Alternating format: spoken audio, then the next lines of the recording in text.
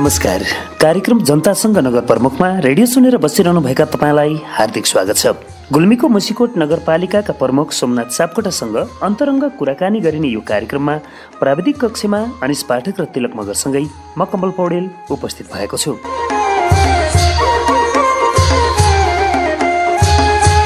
मुसिकोट नगरपालिकाको आर्थिक सहयोग तथा रेडियो सारथीको उत्पादनमा हुने कार्यक्रम जनतासँग नगर प्रमुख रेडियो सारथी 107.4 मेगाहर्ज, रेडियो रेसुङ्गा 106.2 मेगाहर्ज सँगै विभिन्न सामाजिक सञ्जालबाट प्रसारण भइरहेको छ।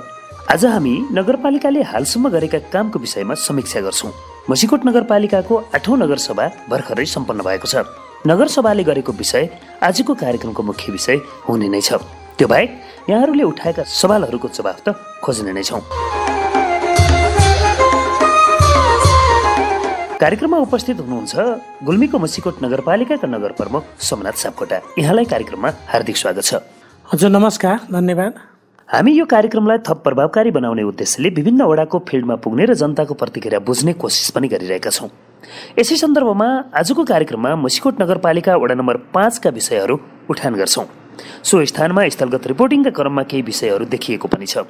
खास गरी अफिस व्यवस्थापन, सेवा प्रवाह प्रभावकारी, पूर्वाधारको काम, यातायातको पहुँच, सबै टोलमा 12 महिना सुचारू गर्ने अवस्था, कृषिमा टनेलहरू, वडामा 160 वटा टनेल, 84 वटा भकारा सुधार, 20 वटा हात्ती ट्र्याक्टर, च्याउखेती टेवा कार्यक्रम अन्तर्गत 35 खोर सुधारका कुरा, कर्जा वितरणमा सहुलियत दरमा भएर स्थानीयहरू खुसी भएका कुरा, शिक्षातर्फ विद्यालय भवन निर्माण भएका, अङ्ग्रेजी माध्यमहरू चलेका, व्यावसायिक शिक्षा, विज्ञान प्रयोगशाला अनि विद्यालयहरू मर्जिङको कुरा, खानेपानी एक घर एक धारा चलिरहेको, तल्लाफाँट, बाँसकोट, इन्द्रेगौडा खानेपानीमा त्यहाँको खानेपानी पुगेको, 500 घरलाई एक घर एक धारा कार्यक्रम चाहिँ सुरु भएको, अहिले पनि धुमी, रहले, खरबाङमा चाहिँ काम हुन बाँकी रहेको त्यहाँ हामी भेट्यौँ।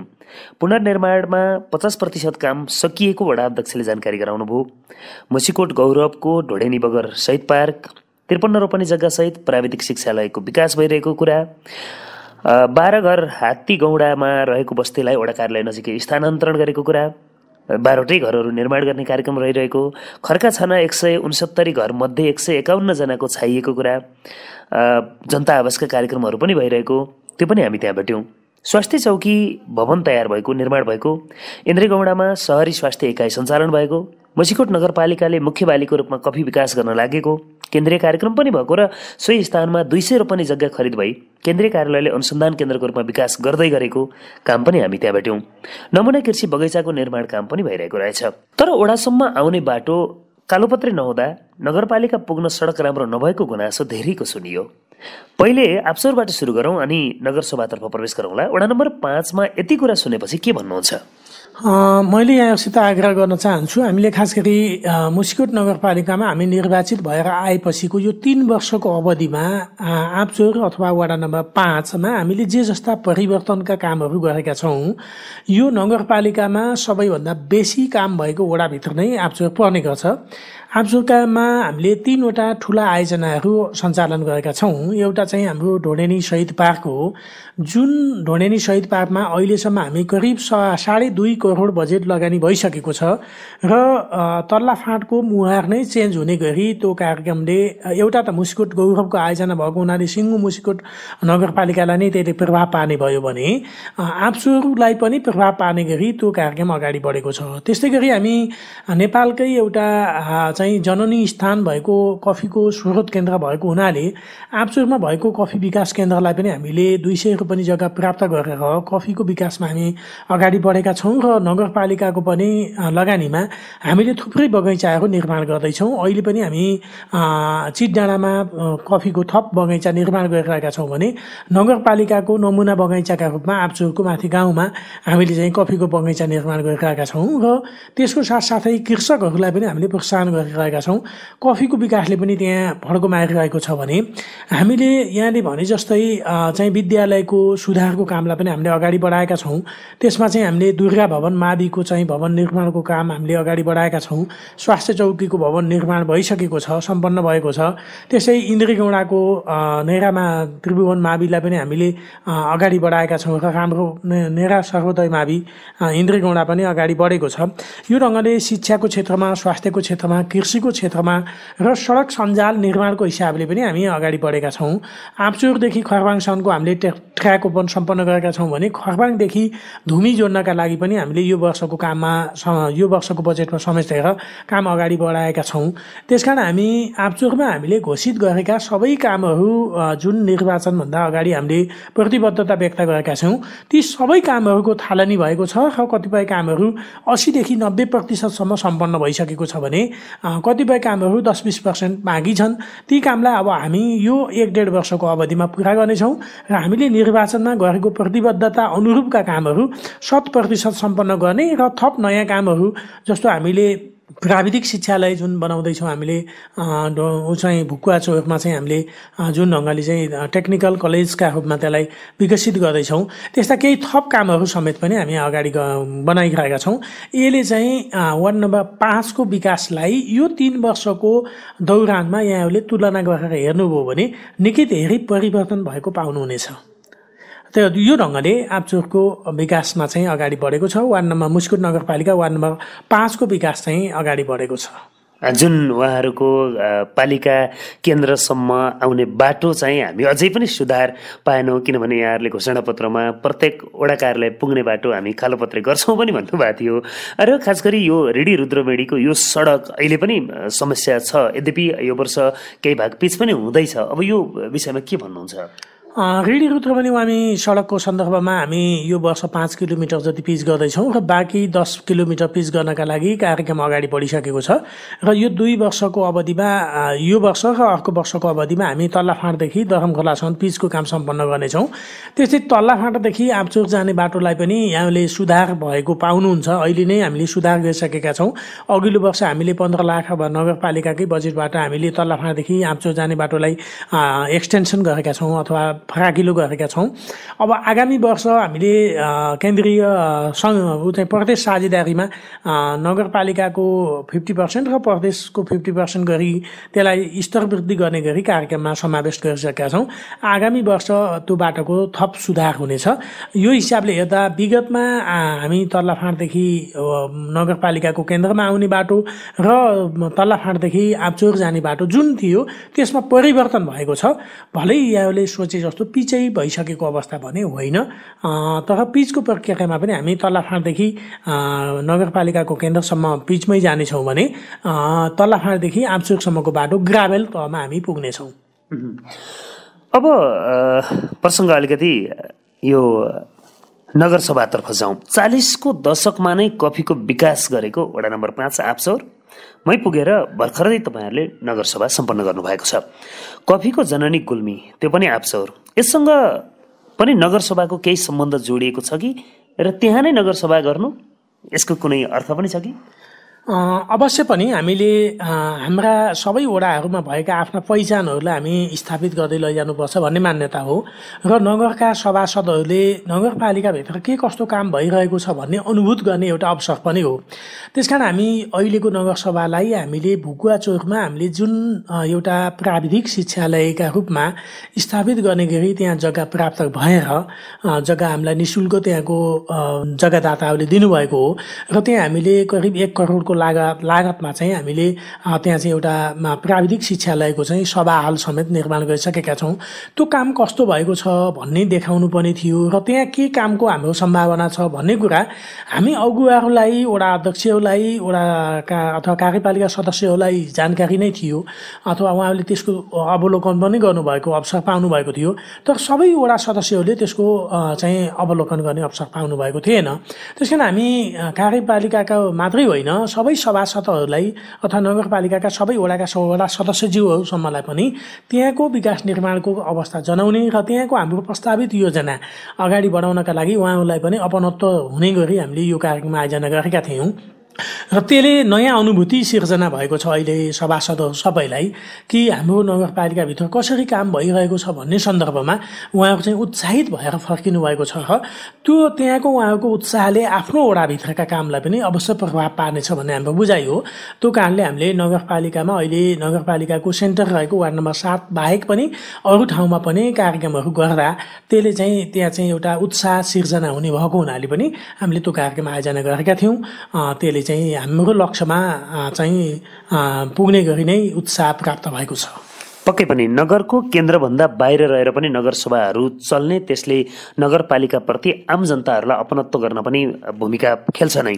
अब नगरसभा मुख्य रूपमा केमा केन्द्रित रह्यो र यो नगरसभा आम जनताका लागि किन महत्त्वपूर्ण छ? खास गरी यो हामीले वार्षिक बजेट चाहिँ असारको सभामा बनाउने गर्छौँ। असार 10 गते हामीले बजेट प्रस्तुत गर्ने गर्छौँ र बजेट प्रस्तुत भएपछि त्यो चाहिँ कार्यान्वयनको चरणमा जान्छ साउनदेखि, र अहिले हामी मध्यावधि समीक्षा गर्ने चरणमा छौँ। यो वर्षको आधा अवधिको काम कस्तो रह्यो भन्ने कुरा अहिलेको नगरसभाले समीक्षा गरेको छ र यो वर्षका कति योजनाहरू सम्झौता भए, कति योजनाहरू कार्यान्वयनमा गए, कति योजनाहरू कार्यान्वयन हुन नसक्ने अवस्थामा छन्, यी कुराको समीक्षा अहिलेको नगरसभाले सम्पन्न गरेको छ र त्यसका आधारमा हामी बजेट समायोजन गर्ने वा बजेट परिवर्तन गर्ने वा रकमान्तर गर्ने काम पनि गरेका छौँ। खास गरी हामीले यो वर्षका आयोजनाहरू हाम्रो त्यस्तो कार्यान्वयनमा नजाने धेरै थिएनन्, तर हामीलाई अघिल्लो वर्षको भुक्तानी दायित्व चाहिँ यो वर्ष हामीलाई सृजित भएको थियो। अघिल्लो वर्ष हामीले कोभिडको बिचमा पनि धेरै कामहरूलाई अगाडि बढायौँ। अरू पालिकाहरूले कोभिडको बिचमा काम गर्ने अवस्था छैन भनेर उहाँले आयोजनाहरूलाई स्थगित गर्नुभएको थियो। गुल्मीकै कतिपय नगरपालिका वा गाउँपालिकाहरूले अहिले पनि 6 करोड 7 करोडसम्म बजेट खर्च गर्न नसकेर अल्ल्या ल्याउनु भयो। तर हामीले अघिल्लो वर्षका कामहरू 100% सम्पन्न गऱ्यौँ र माथि राजस्व बाँडफाँडबाट प्राप्त हुने बजेट हामीलाई चाहिँ 4 करोड कम भएर आयो, जसले गर्दा हामी 3 करोड 55 लाख हामीलाई दायित्व सिर्जना भएको थियो अघिल्लो वर्षको भुक्तानी दायित्व। तर बजेट हामीले असारको 10 गते बनायौँ। बजेट हामीले चाहिँ त्यो प्रस्तावित बजेटमा चाहिँ करिब 1 करोड 80 लाख मात्रै हामीले भुक्तानी दायित्वका लागि लिएका थियौँ, बजेट व्यवस्था गरेका थियौँ, जसका कारणले हाम्रो कतिपय वडाका साना योजनाहरूको भुक्तानी बाँकी थियो, जसले गर्दा वडाका उपभोक्ता समितिहरू आर्थिक अभावका कारणले वा काम सम्पन्न हुने भुक्तानी नपाउने कारणले उहाँहरू अलि छटपटिनु भएको थियो। त्यसका लागि अहिलेको नगरसभामा हामीले बजेट व्यवस्था गरेर त्यो भुक्तानीलाई हामीले सल्टाएका छौँ। मुख्य चाहिँ बजेट संशोधनको प्रस्ताव यो कुरामा थियो। दोस्रो चाहिँ हामीले यो नगरसभाबाट विधेयक सभा पनि हो। यसले हामीले चाहिँ नगरपालिकाभित्रको वन व्यवस्थापन गर्नका लागि हामीले वन ऐन, स्थानीय वन ऐनको चाहिँ पारित गरेका छौँ, जसले गर्दा अब हाम्रो नगरपालिकाभित्र भएका सामुदायिक वनहरूको व्यवस्थापनलाई अगाडि बढाउने छ र स्थानीय सरकार स्वायत्त शासनले जुन खालको कन्सेप्ट गरेको छ अहिलेको नयाँ संविधान अनुसार हामीलाई त्यो रङ्गले चाहिँ हामीले वनको व्यवस्थापन गर्नुपर्ने थियो। अहिलेको यो सङ्क्रमणकालीन अवस्थामा भएको हुनाले जिल्ला वन मार्फत हेर्ने भएको र अहिले चाहिँ जिल्ला वनबाट बिस्तारै स्थानीय तहमा जानुपर्ने भएको हुनाले पनि वन ऐन आवश्यकता थियो र यसले हामीले चाहिँ पारित गरेका छौँ। यसबाहेक हामीले नगरपालिकाभित्रका अरू सामान्य कार्यविधिहरू पनि पारित गरेका छौँ। यो ढङ्गले नगरसभाबाट जनताले पाउने भनेको हामीले अनि हामीसित नगरपालिकाको एउटा सभा हलको पनि छलफल हामीसित थियो। सभा हलका लागि हामीले 50 लाख बजेट विनियोजन गरेको, प्रदेश सरकारसित साझेदारीमा थप 50 लाख प्राप्त हुने, 1 करोडको सभा हल निर्माण गर्ने कुरा थियो। यो सभा हल चाहिँ निर्माण गर्नका लागि हामीलाई पहिला प्राप्त भएको जग्गामा हामीले भेटनरी अस्पताल बनाउने गरी अगाडि बढेको कारणले जग्गा अभाव भएको थियो र त्यसमा हामीले सभा हल कहाँ बनाउने भन्ने हामीलाई जग्गाका कारणले चाहिँ समस्या पैदा भएको थियो र यो सभाबाट हामीले ग्वादीका चौरमा सभा हल बनाउने गरी टुङ्गो पनि गरेका छौँ, जसले गर्दा नगरपालिकाभित्र हामीले चाहिँ सभा हल निर्माण गर्नलाई थप चाहिँ सहज वातावरण बनेको छ। यी कामहरू नै अहिलेको नगरसभाका मुख्य कामहरू हुन्।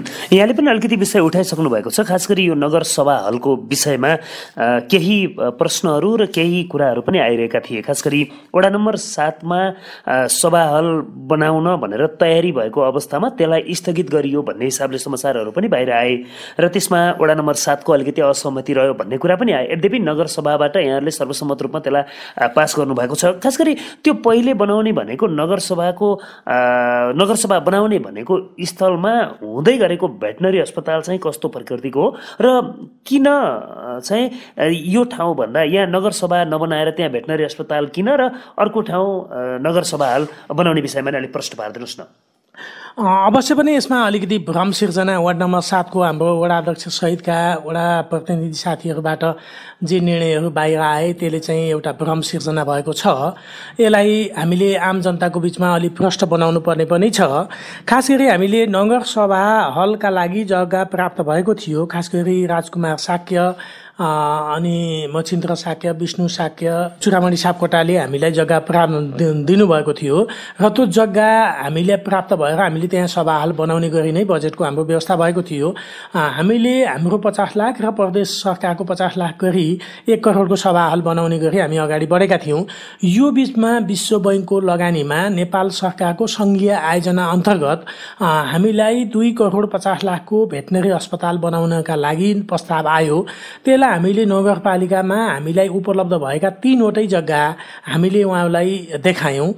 खास गरी अहिले हाम्रो प्रमुख प्रशासकीय भवन बन्ने अथवा प्रशासकीय भवन बन्ने स्थान, त्यसपछि वडा कार्यालय बनाउने गरी प्राप्त भएको जग्गा र सभा हलका लागि प्राप्त भएको जग्गा 3 वटा हामीले देखायौँ। त्यसमध्ये विश्व बैंकको टिमले चाहिँ अहिले सभा हल बनाउन प्रस्तावित गरिएको ठाउँलाई उहाँले चाहिँ यो ठाउँ प्राप्त हुन्छ भने मात्रै हामी बनाउँछौँ भनेर उहाँले चाहिँ त्यो ठाउँलाई चयन गर्नुभयो। त्यो ठाउँ चयन भइसकेपछि हामीले 2 करोड 50 लाखको आयोजनालाई अस्वीकृत गर्ने वा त्यसलाई स्वीकृत गर्ने भन्ने स्थितिमा रह्यौँ। हाम्रो 50 लाख जुन नगरपालिकाको बजेट छ यो त हामी अन्त पनि रकमान्तर गर्न सक्थ्यौँ, अरू काम पनि गर्न सक्थ्यौँ। त्यसकारण हामीले 50 लाखको गुमाउने कि 2 करोड 50 लाख गुमाउने भन्दा हामीले अवश्य पनि जुनसुकै मान्छेले पनि 2 करोड 50 लाख गुमाउन चाहँदैन। त्यो चाहिँ 5 गुणा बढी बजेटलाई गुमाएर हामी चाहिँ एउटा 50 लाखको पछि लाग्नु हुँदैन। त्यसकारण हामीले वैकल्पिक जग्गा सभा हललाई खोज्न सक्छौँ भनेर नै हामीले त्यो आयोजनालाई हामीले स्वीकृत गऱ्यौँ र त्यो चाहिँ वार्ड नम्बर 7 को अध्यक्षज्यूको सहमतिले नै त्यहाँ हामीले भेटनरी अस्पताल बनाउने गरी सहमति दिएका थियौँ। पछि उहाँले खास गरी वडा कार्यालयलाई प्राप्त भएको जग्गामा सभा हल बनाऊ भन्ने उहाँको आशय थियो। यो उहाँले औपचारिक बैठकमा नराखे पनि उहाँको आशय चाहिँ त्यस्तो थियो। पछि पालिकाको जुन कार्यपालिका बैठकमा अरू वडाका सदस्यहरू, अरू कार्यपालिका सदस्यज्यूहरूले त्यो स्थानमा बनाउन रुजु देखिनु भएन, खास गरी वडा कार्यालय बनाउने भनेको ठाउँमा, र त्योभन्दा उपयुक्त ठाउँ खोजिनुपर्छ सभा हलका लागि भन्ने उहाँको मत रह्यो। त्यस मुताबिक नै हामीले त्यो चाहिँ निर्णयमा पुग्न सकेका थिएनौँ र सभामा जाने बेलासम्म हामी सहमतमा पुग्यौँ र ग्वादिका चौकमा बनाउने कुरामा हामी सर्वसम्मत हुन पुग्यौँ। त्यसकारण हामी अहिले ग्वादिका चौकमा सभा हल बनाउने गरी हामी अगाडि बढेका छौँ। यसमा बिचका अवधिमा जे जस्ता कुराहरू बाहिर आए ती कुराहरू भ्रमपूर्ण छन्, गलत छन् भन्ने कुरा नै यसले पुष्टि गर्छ। हामी बजेट फ्रिज गर्ने पक्षमा थिएनौँ, हामी सर्वसम्मतिका साथ सभा हल बनाउने पक्षमा थियौँ। सर्वसम्मति बिना विवादका बिचमा वा कुनै निहित स्वार्थका लागि हामी कुनै एउटा वडा वा एउटा कुनै व्यक्तिको पछि लाग्ने अवस्था होइन।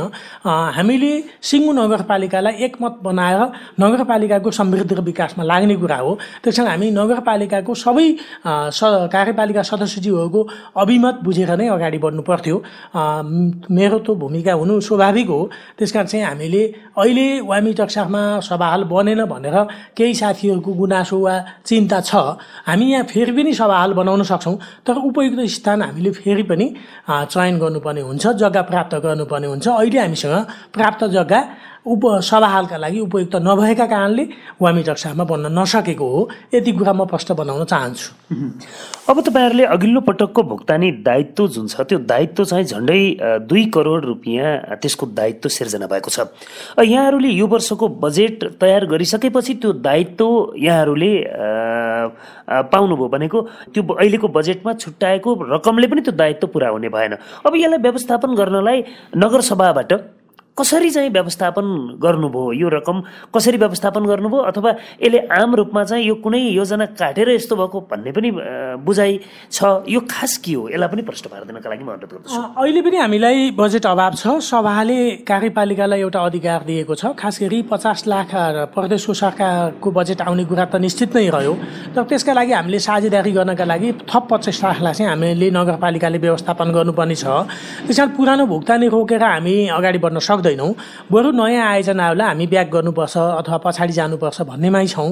त्यसकारण हामीले अलिकति समझदारी गरेको के छ भने कार्यपालिकामा हामीले सबै वडाबाट कमसेकम पनि यो केही योजनाहरूलाई ब्याक गरेर हामीले चाहिँ यो नगरसभालाई को सभा हललाई बनाउने गरी अगाडि बढ्ने भन्ने समझदारी भएको छ।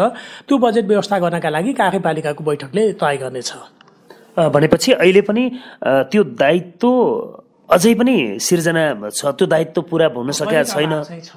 तर तपाईँले अघि चाहिँ नगरसभाकै एउटा आम सर्वसाधारणले फाइदा पुग्ने गरी भनेको उहाँहरूको जो बजेट अघिल्लो वर्षको भुक्तानी लिन बाँकी छ त्यो भुक्तानी लिन चाहिँ सक्ने हुनुभएको छ भनेर भन्नुभएको थियो। भनेको मतलब अझै पनि त्यो अवस्था पुगेको त रहेन रहेछ। होइन, हामीले भुक्तानीको अवस्थालाई रोक्ने भनेका छैनौँ। भुक्तानीको बजेटका लागि बजेट व्यवस्था भइसकेको छ। बरु हाम्रा अहिले पनि छलफलको विषय के हो भने नगरसभा हलका लागि आवश्यक पर्ने हाम्रो जुन स्थानीय सरकारले साझेदारी गर्नुपर्ने 50 लाख हो, त्यसका लागि बजेट अभाव छ र त्यसको स्रोत जुटाउने कुरामा हाम्रो कार्यपालिका सहमत भएको छ। सभाले कार्यपालिकालाई त्यो अधिकार प्रत्यायोजन गरेको छ।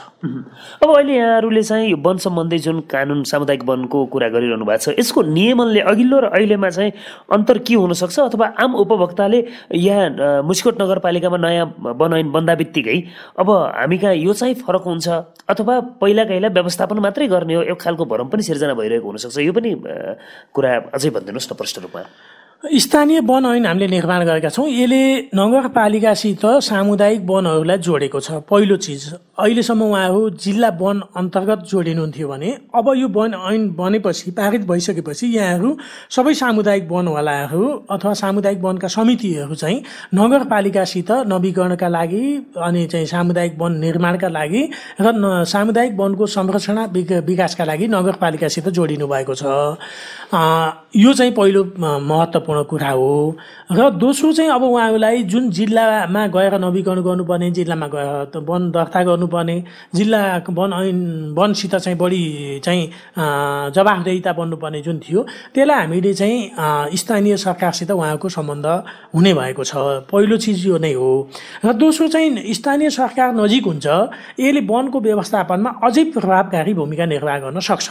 जिल्लाबाट गरिने वन व्यवस्थापन भन्दा स्थानीय सरकारबाट गरिने वन व्यवस्थापन अथवा सामुदायिक वनहरूको व्यवस्थापनको कामलाई हामी प्रभावकारी बनाउन सक्छौँ भन्ने नै हो।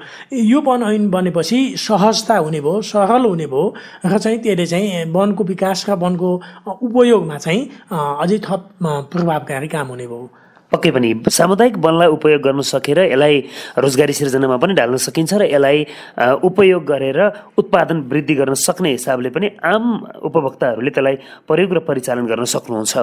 अब योजनाको अलिकति समीक्षा गरौँ। अहिले भनौँ न अर्ध समय भनेको आधी समय समीक्षाको सन्दर्भमा आइसकेका छौँ।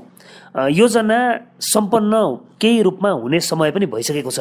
खास गरी पुँजीगत खर्च चाहिँ एकदमै कम हुने विगतकै परम्परा छँदै आएको छ, यो रहँदै आएको छ, यो माथिदेखि तलसम्म। मुस्कोट नगरपालिकामा पुँजीगत खर्चको अवस्था के छ?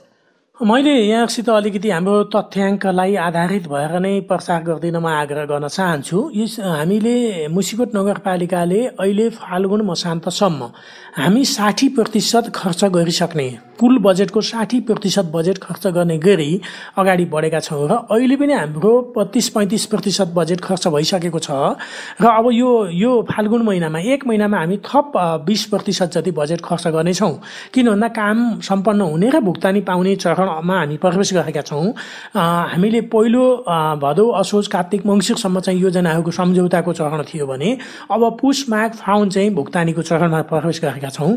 त्यसकारण हामी यो भुक्तानीलाई हामी 60%मा चाहिँ हामी पुर्याउने गरी हामी अगाडि बढ्नेछौँ र चैत वैशाखमा हामी 80%मा पुग्नेछौँ भने हामी जेठ र असारमा जम्मा 20% मात्रै भुक्तानी दिनेछौँ। त्यो हिसाबले हामी खर्चको अनुपात यहाँहरूले हेरिदिन म आग्रह गर्न चाहन्छु। त्यसमा हामी गुल्मी जिल्लाका सबै स्थानीय तहहरू मध्ये अग्रणी अवस्थामा छौँ, अगाडि छौँ। भुक्तानीका हिसाबले, खर्चका हिसाबले, काम सम्पादन टाइममा गर्ने हिसाबले हामी अगाडि छौँ। यो देशव्यापी नै यहाँले मूल्याङ्कन गर्नुभयो भने त्यो देखिन सक्छ। त्यसकारण हामी जस्तो अघिल्लो वर्षको मैले एउटा उदाहरण दिएको थिएँ, कतिपय पालिकाहरूले अघिल्लो वर्षको बजेटलाई अहिले बल्ल खर्च गर्दै हुनुहुन्छ भने हामी अघिल्लो वर्षको काम गरिसकेकोलाई अहिले भुक्तानी दिँदैछौँ। त्यसकारण यस्तो अवस्था हाम्रो मुस्कोट नगरपालिकाको रहेको हुनाले हाम्रो खर्चमा समस्या छैन र हामी समयमा नै काम सम्पन्न गर्नेछौँ। अब म केही हाम्रा श्रोताहरूले सोध्नुभएका प्रश्नहरू उठान गर्न गइरहेको छु। पहिलो प्रश्न मोहन घिमिरेजीले लेख्नु भएको छ। यो खास गरी यो पार्टी विभाजनको कुरा पनि यहाँ जोड्नु भएको छ। पहिले त आफ्नैले विभाजन नहुँदासम्म सबै ठिक, विभाजन पश्चात मेयर इतर पक्ष विरोधमा आइहाल्यो नि, यो विषयमा के छ मेयरजीको धारणा भनेर सोध्नु भएको छ। मलाई राष्ट्रिय राजनीतिकै कारणले यहाँ चाहिँ मुस्कोट नगरपालिकामा समस्या पैदा भइहाल्यो भन्ने त मलाई लाग्दैन अहिले पनि। अब आफ्ना कतिपय मतहरू भिन्नताहरू सिर्जना हुन सक्छन्। राष्ट्रिय राजनीतिले पनि स्थानीय सरकारलाई अलिकति प्रभावित गर्न त सक्छ, तर पनि हामी मुस्कोटको समृद्धि र विकासका लागि हामी यहाँ पक्ष प्रतिपक्ष हुने स्थिति बनाउनु हुँदैन। हामी अहिलेसम्म पनि नेपाली काङ्ग्रेसको तर्फबाट प्रतिनिधित्व गर्ने, नेकपाको तर्फबाट प्रतिनिधित्व गर्नेहरूको बिचमा कहिल्यै पनि मत भिन्नता भएन। हामीले बहुमत अल्पमतको आधारमा कहिल्यै निर्णय गरेनौँ। हामीले सर्वसम्मतिका साथ आजसम्मको अवधि पुरा गरेका छौँ। अब पनि म सर्वसम्मतिका साथ नै यो बाँकी अवधिलाई पुरा गर्ने अठोटका साथ अगाडि बढिरहेको छु। बिचमा चाहिँ केही जुन चाहिँ खास गरी नगरको सभाहाल निर्माण गर्ने र बजेटलाई कसरी सदुपयोग गर्ने भन्ने सन्दर्भमा केही भिन्नताहरू देखिए। त्यसमा कतिपय साथीहरूको बुझाइ चाहिँ राष्ट्रिय राजनीतिमा आएको यो फेरबदलले वा नेकपामा आएको विभाजनको कारणले हो कि भन्ने पनि बुझ्नुभयो। मलाई लाग्छ त्यस्तो चाहिँ होइन भन्ने मेरो बुझाइ छ अहिलेसम्म। र त्यस्तो भइहाल्यो भने पनि हामीले आफ्ना मत भिन्नताहरूलाई आफ्नो सीमाभित्र राखेर नै अगाडि बढ्नुपर्छ। त्यसका आफ्नै सीमाहरू छन्। मान्छे वैचारिक रूपमा स्वतन्त्र रहन्छ। हामी यो विभाजनको पक्षमा कसैले संसद विघटन गर्नु ठिक थियो भन्नु होला, कसैले बेठिक थियो भन्नु होला, कसैले केपी ओली ठिक भन्नु होला, कसैले माधव प्रचण्ड ठिक भन्नु होला। यो आफ्नो मत हो। तर त्यो मत हुँदाहुँदै पनि हामी मुस्कोटको समृद्धि र विकासका लागि हामी एक ढिक्का भएर अगाडि बढ्नुपर्छ। यो काममा म सबै साथीहरूलाई आग्रह गर्न चाहन्छु। माथिको विभाजनको कारणले तलको स्थानीय तहको काममा प्रभाव पार्ने छैन भन्ने कुरामै म चाहिँ विश्वस्त छु। यस्तै गरेर ऋषिराम ढकालले एउटा प्रश्न राख्नु भएको छ। ददलकामा बन्ने हेल्थ पोस्ट कहाँ के भइरहेको छ भन्नुभएको छ। खास गरी त्यहाँ वडा कार्यालयको नजिकको हेल्थ पोस्टको विषयमा त्यो विगतदेखि नै विवाद हुँदै आएको थियो। मैले यहाँलाई प्रश्न बनाउन चाहन्छु। हामीले अर्लाङकोट वा मुस्कोट नगरपालिका वार्ड नम्बर 9 साबिकको अर्लाङकोटमा चाहिँ हामीले चाहिँ स्वास्थ्य चौकी भवन निर्माण गर्नका लागि सङ्घीय सरकारबाट पुनर्निर्माण प्राधिकरण मार्फत हामीलाई 1,35,00,000 स्वास्थ्य चौकी भवन बन्नका लागि बजेट परेको छ र वडा कार्यालयले 2 ठाउँमा स्वास्थ्य चौकीका लागि जग्गा प्राप्त गरेको छ। 2वटा स्थानमा जग्गा प्राप्ति गर्ने कुराले विवाद सिर्जना भएको छ। कुन ठाउँमा बनाउने भन्ने कुरामा वडा विभाजित छ अहिले।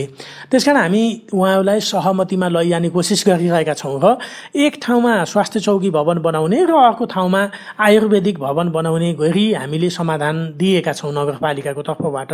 हामीले एक ठाउँमा आयुर्वेदिक भवन बनाउने, त्यसलाई पनि बजेटका हिसाबले 1,35,00,000 कै बजेट व्यवस्था गर्ने नगरपालिकाले, र अर्को ठाउँमा हामीले चाहिँ स्वास्थ्य चौकी भवन बनाउने भनेका छौँ। अहिले स्वास्थ्य चौकी भवन निर्माणको हिसाबले कुन ठाउँ उपयुक्त होला भन्ने कुरामा हामीले बोल्नुभन्दा पनि सकेसम्म स्थानीय प्रतिनिधिहरू, स्थानीय सरकारवालाहरूबाटै समाधान खोजिरहेका छौँ। यदि उहाँहरूबाट त्यो समाधान निस्कन सकेन भने हामीले नगरपालिकाले पनि त्यसको निकास दिनुपर्ने स्थिति आउन सक्छ। त्यस्तो स्थिति आउने भयो भने हामीले उचित ठाउँलाई नै निर्णय गर्नेछौँ। त्यसकारण त्यहाँ भएका 2वटा जग्गामध्ये कुन जग्गा बढी प्रभावकारी हो, कुन जग्गा बढी राम्रो हो, कुन जग्गामा बनाउँदा भोलिको पनि भविष्य सुरक्षित हुनसक्छ भन्ने कुरालाई हेरेर नै निर्णय गर्नेछौँ। त्यसकारण म चाहिँ यहाँलाई के आग्रह गर्न चाहन्छु भने सकेसम्म स्थानीय रूपमै विवादको समाधान खोजौँ। यदि सम्भावना हुन सकेन भने मात्रै नगरपालिकाले आफ्नो ढङ्गले निर्णयमा पुग्नेछ। यसको मतलब त्यहाँ कुनै पनि हिसाबले रकम फ्रिज हुन सक्दैन। यहाँहरूले भए पनि त्यसलाई जसरी पनि काम गर्नुहुन्छ। हामी बजेट फ्रिज हुन दिने पक्षमा छैनौँ। बजेटलाई प्रयोग गर्नुपर्छ, तर सकेसम्म सहमतिका साथ जान भने चाहन्छौँ। यस्तै गरेर कृष्ण गिरीले एउटा प्रश्न राख्नु भएको छ। मुसिकोट नगरपालिका अन्तर्गत 1 मा करोडौंको बजेट खानेपानीमा छ र यसमा पनि अस्तव्यस्त भएको छ। यसमा मुसिकोट नगरपालिकाका मेयरज्यूको धारणा बुझ्न पाए हुन्थ्यो। खानेपानी अन्तर्गतको योजनालाई प्रश्न पारिँदै म आभारी हुने थिएँ। मुसिकोट 1 अन्तर्गत थामाडाँडाको तल्लो पौदी कालपोखरा अन्तर्गतको खानेपानी योजना के भइरहेको छ भन्नुभएको छ। र यस्तै प्रकृतिको अर्को प्रश्न पनि छ। कर्ण पाठकज्यूले सोध्नु भएको छ। मेरो घर मुसिकोट नगरपालिका 1 पौदी अमराई चेनडाँडा 8 मा पर्छ। नगरपालिका आएपछि निकै राम्रो विकास भइरहेको छ। राम्रो कामलाई राम्रै भन्नुपर्छ। तर मेरो एउटा गुनासो छ। मुसिकोट नगरपालिका पौदी अमराई चेनडाँडामा एकचोटि गएर सबै बुझिदिनु हुन अनुरोध छ। एक स्कुलमा खानेपानी छैन। 4 देखि 17 वर्षसम्मका विद्यार्थी भाइ बहिनीहरूले घरबाट पानी बोकेर जान्छन्। 2 खानेपानी योजना किन ठप्प रोकियो? 3 बिजुली पोलहरू अझै पनि बाँस र काठका छन्। यद्यपि यो प्रश्न गर्न पाउँदा भने निकै खुसी लागेको छ। गुनासो सुन्ने अवसर दिनुभएकोमा धन्यवाद भनेर चाहिँ लेख्नु भएको छ। मैले यहाँलाई आग्रह गर्न चाहन्छु, खास गरी वार्ड नम्बर 1 को खानेपानीको सन्दर्भमा कालुङ भुतेली भनेर भनेको छ। त्यसलाई हामीले स्थानीय रूपमा यो चाहिँ कालढुङ्गा कोटफेरा खानेपानी आयोजना थामडाँडाको चाहिँ हो। यो प्रदेश सरकारको योजना हो र यसमा अहिले यहाँले भने जस्तै करोडौं बजेट खर्च भइसकेको छ। त्यसमा हामीले तलको ट्याङ्की बनाएका छौँ, पाइपलाइन बनाएका छौँ, त्यसपछि विद्युतीकरण भएको छ र लिफ्टिङ सिस्टमबाट अहिले हामीले थामडाँडामा निर्माण भएको कोटमा पानी फ्याँकिसकेका छौँ र पानी थामडाँडामा पुगेको छ। अब वितरण प्रणालीलाई यो वर्ष सम्पन्न गर्ने गरी हामी अगाडि बढेका छौँ र वितरणका लागि 3 वटा थप ट्याङ्की, सानो वितरण ट्याङ्कीहरू बनाउनु पर्ने आवश्यकता छ। यो काम सम्पन्न हुँदा 425 घरमा चाहिँ यो खानेपानी एक घर एक तारामा सम्पन्न हुनेछ। त्यसका लागि उपभोक्ता समितिबाट अलि बढी सक्रियता देखाउनु पर्ने, उपभोक्ताहरूको जाँगर अलि हुनुपर्ने आवश्यकता देखिएको छ। त्यहाँ हेमजी चाहिँ अध्यक्ष हुनुहुन्छ खानेपानी समितिको भने त्यहाँ चाहिँ अरू समितिका सदस्यहरू पनि हुनुहुन्छ। उपभोक्ताको भेला गरेर हामीले त्यसलाई समिति पुनर्निर्माण गर्ने, पुनर्गठन गर्ने वा चाहिँ समितिलाई बढी एक्टिभ गर्ने पक्षमा छौँ। यसरी गयौँ भने हामीले त्यो खानेपानी योजनालाई यो वर्ष सम्पन्न गर्नेछौँ। अवश्य पनि मुसिकोटको वार्ड नम्बर 1, 2, 3, 4 मा खानेपानीको अभाव थियो र यो बिचमा नगरपालिकाबाट बजेट विनियोजन भएर सुरुको वर्ष हामीले त्यही थामडाँडाको कोटफेराका लागि 10 लाख छुट्याएर हामीले कोटफेराको खानेपानी सम्पन्न गऱ्यौँ। अर्को वर्ष नगरपालिकाबाट 14 लाख बजेट विनियोजन गरेर हामीले तिखेचुली लगायतको क्षेत्रमा 26 घरमा हामीले खानेपानी सम्पन्न गरेका छौँ र तेस्रो वर्ष हामीले आरू चौर उपल्लो थामडाँडाको खानेपानी योजनामा बजेट छुट्याएका थियौँ। भलै त्यहाँ आधा मात्रै बजेट खर्च भयो, आधा बजेट खर्च हुन पाएन, खर्च गर्न सक्नु भएन र यो वर्ष हामी त्यो खानेपानी योजनालाई सम्पन्न गर्ने र खास गरी आरू चौर उपल्लो थामडाँडा अनि चाहिँ रङनाम ढाँडा समेतलाई च्यानडाँडा समेतलाई यो पानीबाट वितरण गरेर सम्पन्न गर्ने तयारीमा छौँ। यो काममा ढिला सुस्ती हुनमा उपभोक्ता समिति र उपभोक्ताहरूको पनि केही कमजोरी रहेको कुरा म यहाँसित निवेदन गर्न चाहन्छु। म पटक पटक त्यो खानेपानी योजनालाई सम्पन्न गराउनका लागि खानेपानी सहितको टिमसित त्यहाँ जाने, भेट्ने र चाहिँ कामलाई अगाडि बढाउनेको प्रयत्न गरिरहेको छु। तर स्थानीय जनसमुदायको सक्रियता अलिक कमजोर देखिएको चाहिँ म यहाँसित निवेदन गर्न चाहन्छु। त्यस्तै गरेर उहाँले पोलको कुरा पनि उठाउनु भएको थियो। पोलको कुरा गर्नुभएको छ र विद्यालयमा खानेपानीको कुरा गर्नुभएको छ। खास गरी च्यानडाँडाको चाहिँ स्कुलको कुरा गर्नुभएको छ। स्कुल चाहिँ हिजोको अवस्था र आजको अवस्थामा धेरै चेन्ज भएको छ भन्ने कुरा म यहाँलाई निवेदन गर्न चाहन्छु। हामीले विद्यालयमा दरबन्दीको व्यवस्था गरेका छौँ, नगरपालिकाको तर्फबाट अलिअलि बजेटको व्यवस्था गरेका छौँ र विद्यालयको पुनर्निर्माणको लागि पनि हामीले बजेट छुट्याएका छौँ, जसले गर्दा विद्यालयको प्लास्टर गर्ने काम, कोठाको चाहिँ मर्मत गर्ने काम अगाडि बढेको छ भने हामीले चाहिँ विद्यालयलाई थप व्यवस्थित बनाउन अगाडि बढिरहेका छौँ र विद्यालयमा खानेपानीको अभावको कुरा यहाँले गर्नुभएको छ। म त्यसलाई तत्काल सम्बोधन गर्ने कुरा चाहिँ यहाँलाई निवेदन गर्न चाहन्छु। र त्यसपछि विद्युतको पोलमा हामी केन्द्रीय प्रसारण लाइनमा जाँदैछौँ र नगरपालिका भर हामी यो वर्ष केन्द्रीय विद्युत लाइनबाटै प्रसारण हुनेछ। अहिले त्यहाँ लघु जलविद्युत मार्फत विद्युतीकरण भएको हुनाले यहाँले भने जस्तै काठका पोलहरू, बाँसका पोलहरू पनि छन्। त्यसलाई हामी चेन्ज गर्दैछौँ र केन्द्रीय विद्युत प्रसारण लाइनबाट हामी विद्युतीकरणको काममा यो वर्ष सम्पन्न गर्ने गरी अगाडि बढेका छौँ। यहाँले राक्सेको पुलभन्दा अगाडि वा पौदी अमराईमा हेर्नुभयो भने हामीले करिब 500-600 पोल आइरन पोल झारिसकेका छौँ र यो वर्ष नै ती पोलहरू गाडिनेछन् र केन्द्रीय विद्युत प्रसारण लाइनमा हामी जोडिनेछौँ। त्यस्तै गरेर अब अन्तिम प्रश्न छ। दीपक अर्यालले भन्नुभएको छ, नगरको काम बाहेक पार्टी र व्यक्तिको काममा सरकारी गाडी प्रयोग नगर्ने संस्कार संसारबाट सुरु गर्दा कस्तो हुन्छ भनेर चाहिँ उहाँले लेख्नुभएको छ। मैले दीपक अर्यालजीलाई विनम्रतापूर्वक निवेदन गर्न चाहन्छु, मैले नगरपालिकाको गाडीलाई कमभन्दा कम प्रयोग गर्ने गरेको छु र अत्यावश्यक काम बाहेक प्रयोग नगर्ने संस्कार स्थापित गरेको छु। यस चाहिँ यहाँले अरू पालिकाहरूको गाडीको प्रयोग र हाम्रो मुस्कोट नगरपालिकाको गाडीको प्रयोगलाई यहाँले मसिनो गरी अध्ययन गरिदिनु हुन अनुरोध छ। हाम्रो गाडी कति गुडेको छ, त्यो के काममा गएको छ, त्यसको हामीले डेली चाहिँ त्यसको चाहिँ यो चाहिँ सेड्युलमा चाहिँ हामीले कुन कामका लागि कहाँ गयो गाडी भन्ने कुराको समेत हामीसँग लगबुक छ।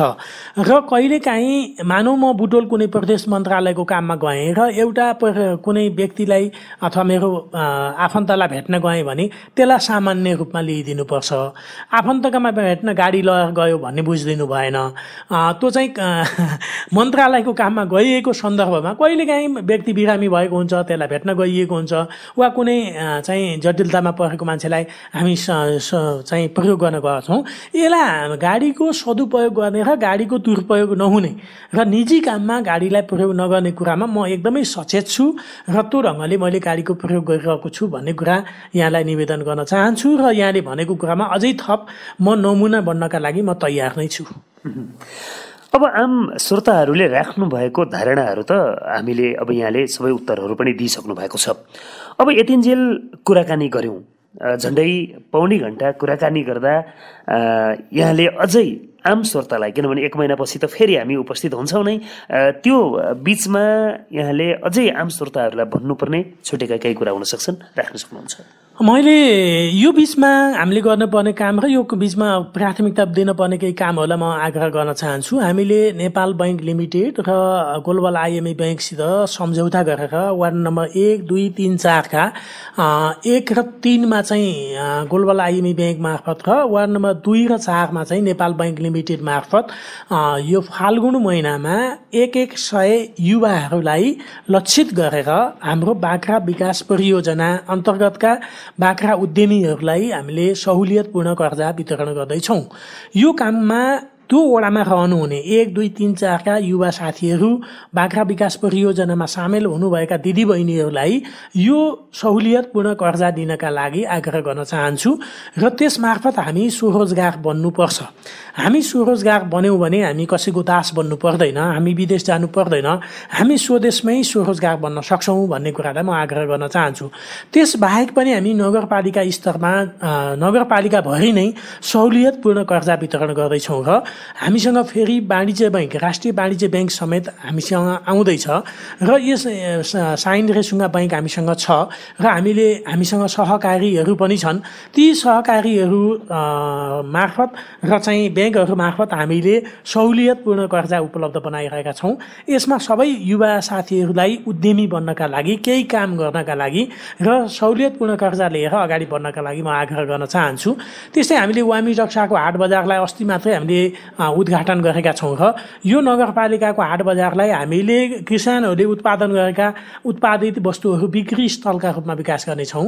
त्यसमा उहाँहरूले लिएर आउने बिक्री गर्नुहुन्छ र रहेको सामानलाई हामीले स्टोर गरिदिन्छौँ र स्टोरमा रहेको सामानलाई पनि हामीले समर्थन मूल्य तोकेर भुक्तानी दिने गर्छौँ। यो ढङ्गले यहाँ खपत नभएको माललाई हामी बाहिर पठाउने गरी समेत हामीले व्यवस्था गर्दैछौँ। यो काममा पनि जोडिनका लागि म आग्रह गर्न चाहन्छु र मुसिकोटको समृद्धि र विकास हामी सबैको समृद्धि र विकास हो।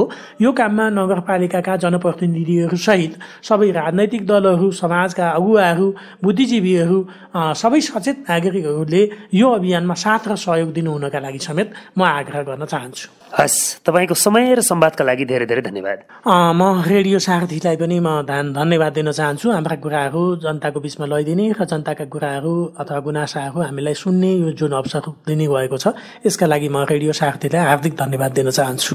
हस्, धेरै धेरै धन्यवाद। यतिन्जेल कार्यक्रम सुन्ने, प्रश्न प्रतिक्रिया दिने तपाईँ सबैलाई धेरै धेरै धन्यवाद। प्रविधिबाट साथ दिने अनिश पाठक र तिलक मगरप्रति आभार व्यक्त गर्दै अर्को श्रृङ्खलामा भेट्ने बाचासँगै आजको कार्यक्रमबाट म कमल पौडेल आज्ञा चाहन्छु। तपाईँको बाँकी समय शुभ रहोस्। नमस्ते।